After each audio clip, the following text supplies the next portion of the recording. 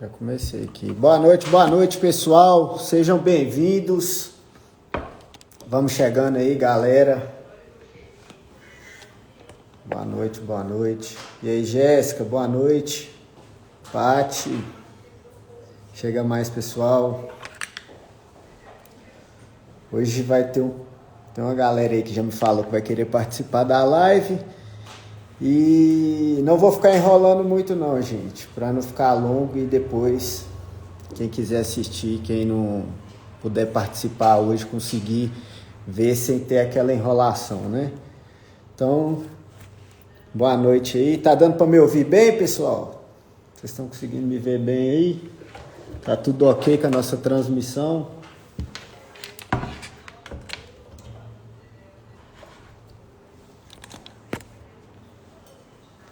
Hoje eu separei alguns tópicos aqui para eu tirar essas dúvidas com vocês e eu já tinha planejado em fazer isso aí só para meus pacientes, mas, né, como é importante ajudar outras pessoas também, e eu sei que cada informação conta para vocês aqui, eu resolvi fazer essa live aberta.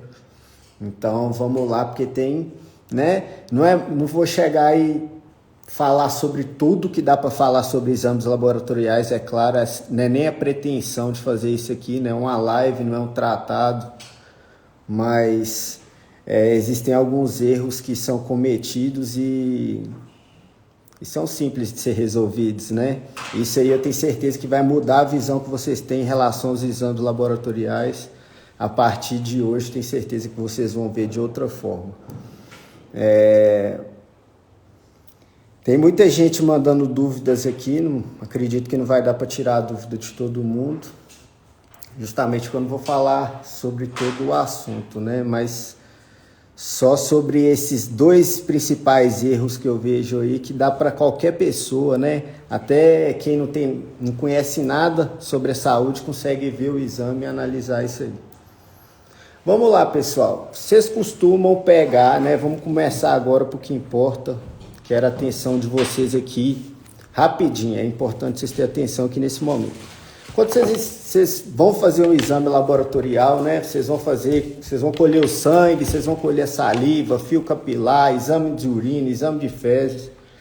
Primeira coisa que muitas pessoas pensam, né, é o seguinte, primeira coisa aqui, pessoal, isso aqui eu estou falando de acordo com a análise clínica que eu faço, que se pretende ao tipo de trabalho que eu levo. Então, todo médico deve fazer essa análise clínica aqui? Não, o médico que está lá no meio de uma urgência já é um outro tipo de análise. Então, eu estou falando aqui uma análise que eu faço na minha prática, que dá certo para o tipo de trabalho que eu faço, tá? Mas pode ajudar vocês aí. Então, a gente pega o exame lá, beleza. A primeira coisa que a gente vai bater o olho é o quê? Né? Nos valores de referência. Beleza, pessoal. Vocês precisam entender primeiro o que é aquele valor de referência. Essa parte é chata aqui, mas é interessante vocês entenderem. O que é o valor de referência? O valor de referência que está ali, ele não está falando ali, olha, você está saudável se você está entre esse valor. Aquele valor que está ali é um valor estatístico, não é um valor médico. Como assim, Márcio? É isso aí. Agora que vem a parte chata aqui, eu preciso que vocês prestem atenção. Quando vocês vão fazer um exame, né? Pera aí, Siri. A Siri está entrando no meio da live aqui, interrompendo a gente. Quando vocês vão fazer um exame, vamos colocar aqui como exemplo a insulina. Vocês vão fazer insulina. Chegou lá, o cara que vai colher lá, o laboratório vai colher e vai arquivar aquele resultado seu. E ao longo do tempo eles vão atualizando os cálculos, né, de resultado.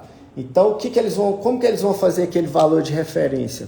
Eles vão pegar todas as pessoas que fizeram o exame de insulina, né?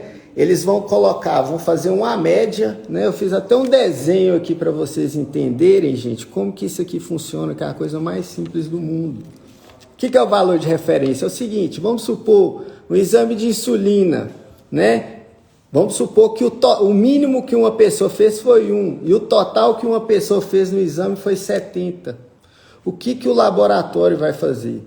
Ele vai pegar e vai fazer uma média, né? Ele vai fazer essa curva de Gauss, vai fazer uma média, um corte. Ele vai pegar duas frequências de distribuições de um lado e do outro. Isso vai englobar 95% da distribuição de frequência. Isso aqui só está falando assim, olha, você está dentro de uma média estatística. Né? 95% da população está dentro disso. Só que se a gente for olhar, tem duas formas da gente avaliar um exame laboratorial. A gente pode avaliar o exame de forma médica e de forma estatística. No meu tipo de análise, é interessante eu avaliar ele de exame de forma médica, porque se eu avaliar de forma estatística e a gente parar para pensar que o Brasil não tem uma política de prevenção à saúde, eu vou estar englobando, vou estar pegando um valor de referência, uma média de pessoas que já estão doentes. E aí é que a maior dúvida de vocês, por que tem exame meu, que eu estou olhando aqui, está dentro do valor de referência, mas isso não são os níveis ideais. Justamente por isso, porque aquele valor de referência, ele não se propõe a te falar o que é saudável. Aquele valor de referência, ele te propõe a falar assim, olha, você está dentro de uma estatística. Se você parar para pensar, a estatística é você ir no laboratório e 99% das pessoas que estão lá fazendo exame com você já estão doentes.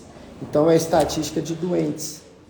Se eu vou fazer uma análise e olho esse exame só pensando, né, nas estatísticas, o que vai acontecer? Eu vou pedalar muito diagnóstico, muita gente que já vai ter uma diabetes, uma resistência insulínica, eu não vou conseguir avaliar.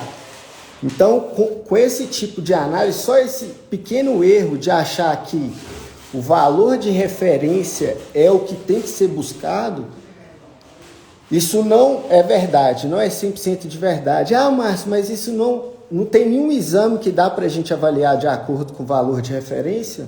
Olha, o FSH dá para olhar. O LH, você pode olhar ali o valor de referência, mas a insulina não dá para você olhar o valor de referência. O valor vai ser de 2 a 29. Uma pessoa que tem 2 de insulina é uma pessoa que tem 29 de insulina, é uma pessoa que já está obesa, provavelmente já está com hipertensão arterial, possivelmente tem um hipotiroidismo, ela vai estar com quedas capilares, o corpo dela vai estar todo disfuncional. Uma pessoa que tem 2 de insulina é uma pessoa que está saudável, a insulina é de atleta. Então, se eu for olhar o valor de referência desse aí, por exemplo, da insulina, olha o tanto de diagnóstico que eu vou pedalar, porque o valor de referência vai de 3 a 26, de 2 a 29. Se passou de 7, a pessoa já está aumentando o risco cardiovascular. Se passou de 7, a insulina já não está bom. Tá? E tolera, no valor de referência, tolera até 25, 26, 29. Então veja que não dá para confiar no valor de referência. Já que eu estou falando da insulina aqui, eu vou aproveitar e tirar uma dúvida que muitos de vocês têm também, que é o seguinte. Vou pedir glicemia, vou pedir hemoglobina glicada. Gente, o negócio é o seguinte, você pode ter 64 de glicemia quando você acorda, né, em jejum, e ter 10 de insulina. E você pode ter 95 de glicemia e 2 de insulina. É muito melhor você ter 95 de glicemia e 2 de insulina do que 10 de insulina e 64 de glicemia. A insulina tem que estar mais baixa. Então não adianta também avaliar a sua glicemia sem a insulina. Por quê? Porque você pode ter uma resistência insulínica até com a glicemia de 64, de 55. Você pode estar tendo uma hipoglicemia, inclusive, por conta de uma resistência insulínica. Pode acontecer. Né? Então, esse é um dos erros, né? Como eu não vou estender muito a live, eu vou falar só sobre mais um outro erro, que é o seguinte.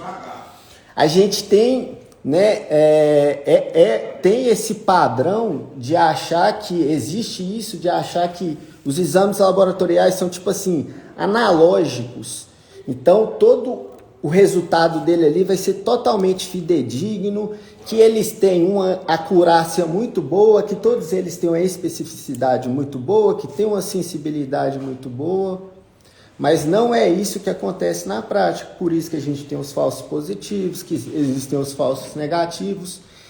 Então, como eu não vou falar sobre tudo isso detalhadamente, é interessante vocês colocarem na cabeça outra coisa também. Além de que não dá para confiar em todos os valores de referência, a outra coisa é que não dá para confiar no valor que está naquele exame. Por quê? Porque vai depender do kit, né? Outra coisa que vai interferir muito na análise laboratorial, a pessoa que está fazendo a análise, então de cada profissional uma análise pode ser diferente da outra, né? Vai depender lá do laboratório estar colhendo de forma certa, orientando a pessoa a fazer de forma certa. Então, não dá para confiar nos valores 100%. E também não dá para confiar 100% nos valores de referência. A gente precisa de uma pessoa que vai fazer uma análise certa daquilo ali para poder te orientar. Porque senão, no final das contas, vai acontecer o seguinte. Vamos supor que seu corpo, né? Você está levando seu corpo num mecânico ali. E o mecânico troca o óleo onde era para trocar o pneu. Não vai resolver seu problema. Só vai resolver seu problema quando agir na causa do problema. Então, se você, né, tem um óleo vazando ali no seu carro, é muito mais interessante você ir em um mecânico, olhar onde está esse vazamento, do que ficar todo dia aí no posto de gasolina enchendo de óleo. Não faz sentido, a gente tem que resolver a causa dos problemas. Então, não dá para confiar nos valores de referência e nem em todos os resultados. Então, o que é mais valioso quando a gente vai fazer uma análise laboratorial?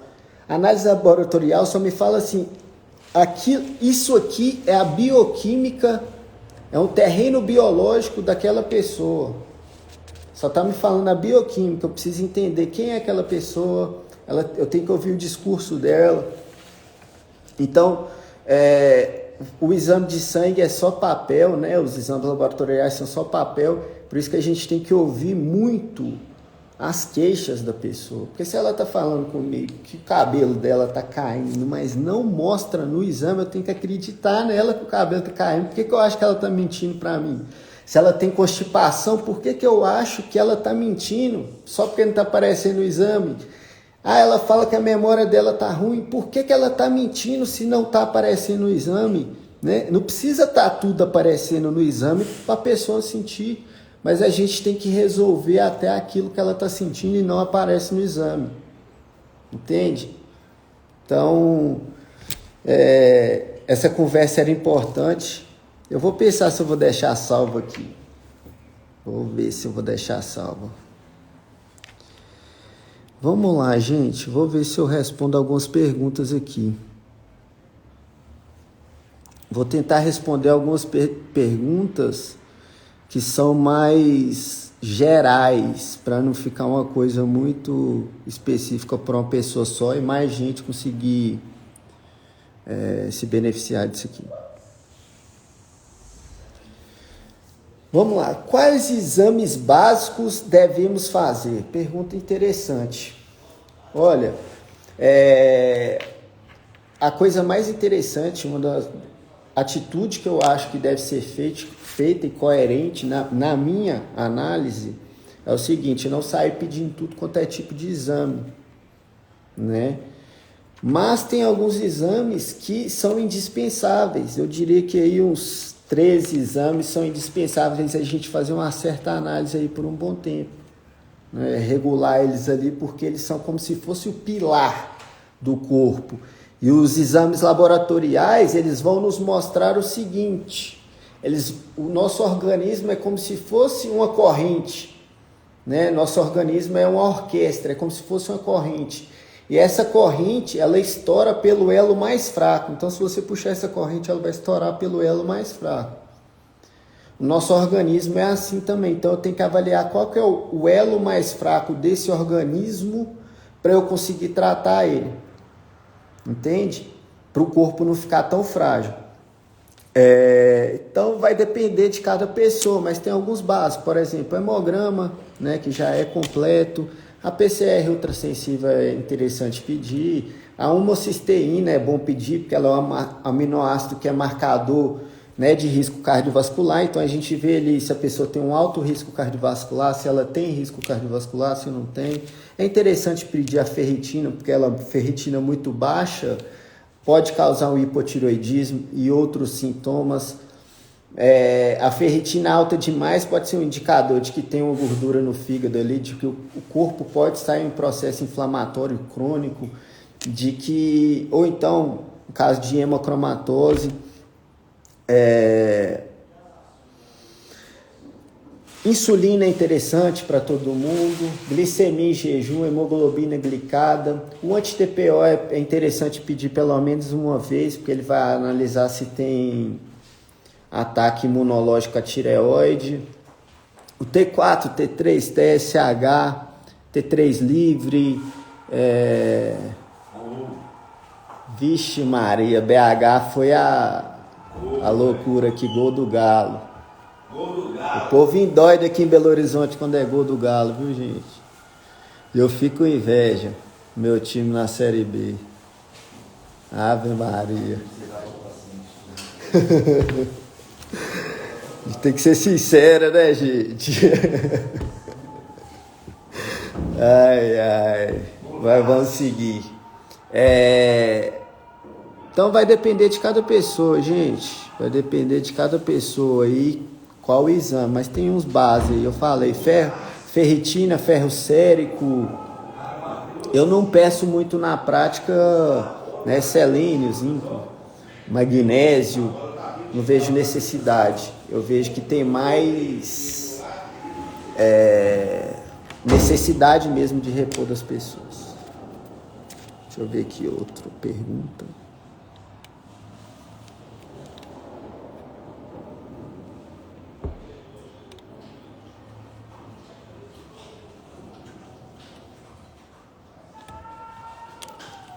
Vamos lá. Glicemia em jejum não é aquela que a gente mede no aparelhinho de manhã? Ou isso é glicose? É isso. Você está certíssima. A glicemia é a glicose que está no sangue. Então a gente acaba avaliando o açúcar que está no sangue, por assim, se assim podemos dizer, tá? É só isso. Mas é interessante avaliar a glicemia em jejum junto com a insulina, porque a pessoa pode ter uma glicemia baixa, mas ter muita produção de insulina. E apesar dela ter pouca glicemia, a glicemia dela está baixa, ela já tem uma resistência insulínica, ela já pode estar no caminho para uma diabetes, ou já ter uma diabetes, até com a glicemia menor que 95.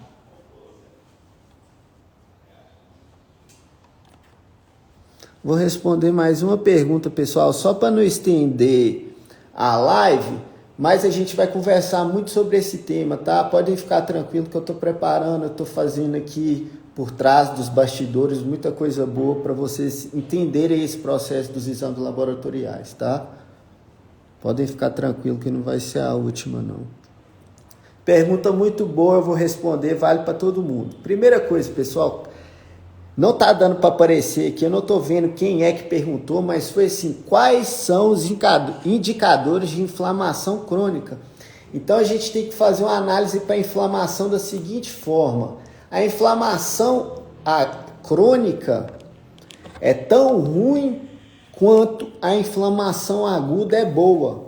Então quando a gente bate o dedão na mesa, aquilo ali vai inflamar e vai ser bom.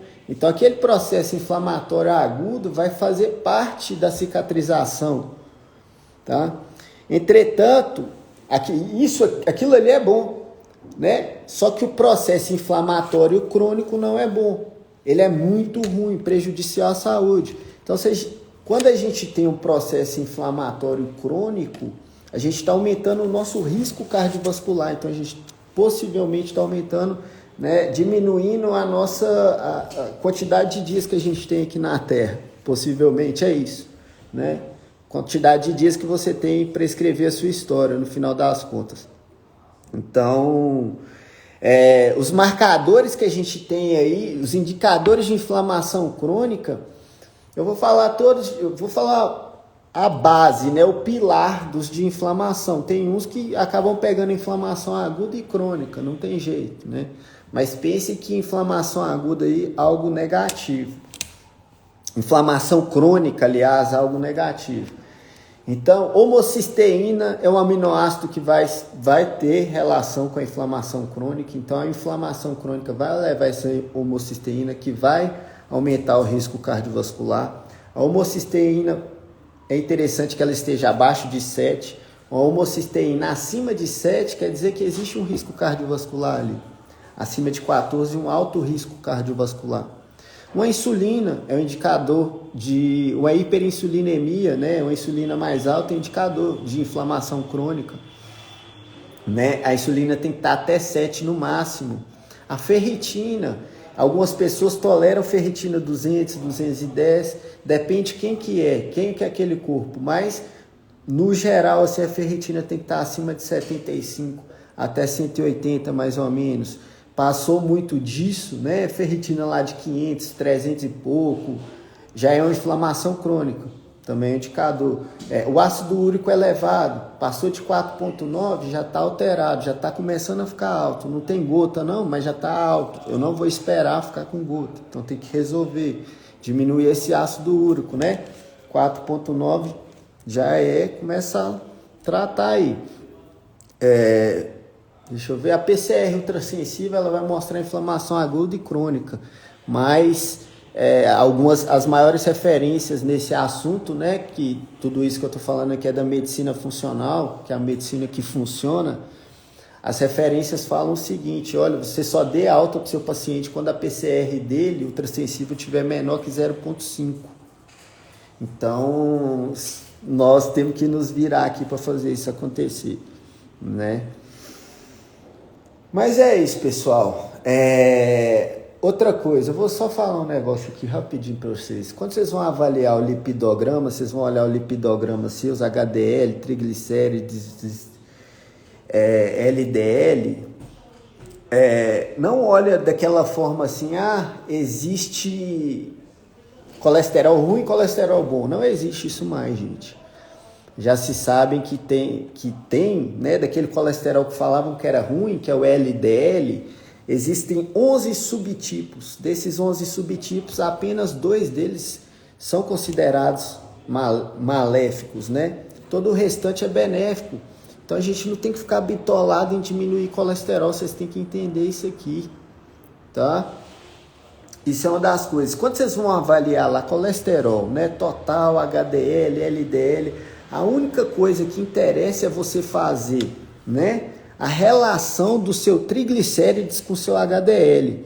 Se você pegar seu triglicéride, dividir por seu HDL e der maior que 2,5, significa que tem grande chance de você já estar com resistência insulínica. Essa é a única função para aquele exame serve, né? Só para isso que serve, aqui a gente quebra um paradigma. Só para isso que serve esse exame. Relação triglicérides HDL maior que 2,5, isso aqui tem uma resistência insulínica. Se tiver as enzimas hepáticas alteradas, vai ter uma chance maior de ter diabetes, vai ter uma maior chance de ter obesidade também. Aquele obeso que está com as enzimas hepáticas alteradas é aquele que está indo para o caminho, né, da diabetes também. Então não bitolem com colesterol elevando, tá? Lembrando que eu não vou falar sobre tudo aqui. E é isso, pessoal. Acho que eu falei sobre tudo que era interessante, que eu tinha notado aqui. E a gente vai conversar mais sobre o assunto. Fala, Léo. Um abraço aí, irmão. Semana que vem nós estamos juntos. Vai começar a pós. Aí vai ser a parceria todo mês, né? Sampa que nos aguarde. É isso então, pessoal. Um grande abraço e até a próxima. A gente vai conversando mais aí. Eu vou deixar gravado para vocês e vão comentar aí o que vocês acharam na live, o que foi diferente que vocês nunca tinham visto falar. Eu acho interessante vocês falarem sobre isso aqui, porque os próprios comentários seus geram alguma coisa que eu possa falar aqui com vocês, que eu possa ajudar vocês. Então comentem lá, porque vocês pediram, eu vou deixar a live aí. Vão lá que eu quero saber a opinião de vocês. Grande abraço e até mais.